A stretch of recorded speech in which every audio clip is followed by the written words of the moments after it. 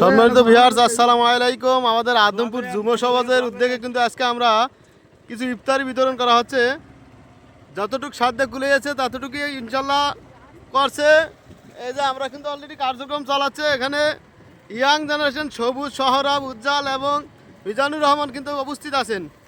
আপনারা সবাই দোয়া করবেন এভাবে যেন কার্যক্রমগুলো চালিয়ে যেতে পারে। আমরা সবসময় বিশেষ করে সমাজে যারা গরিব আছে আসলে তো দেখা উচিত আমাদের, কম বেশি যতটুকু পারা যায় ততটুকু দেখতে হবে। আপনারা সবাই পাশে থাকবেন, সাপোর্ট করবেন ইনশাল্লাহ। এমন কাজ আপনারাও করতে পারেন, কিন্তু আপনাদের যার যার জায়গা থেকে আপনারা করেন। খুব ভালো একটা উদ্যোগ কিন্তু। একসাথে খান নাকি একসাথে থাকেন? আমি সাথে পারবো না। একসাথে করবো দারুডে আর এখন আমি নাকি আপনারা আছে উনি কাছে খায় ও ট্রেন খায় দুটোর মধ্যে খান, দুজন একসাথেই খান এক জায়গায় একবারই খান।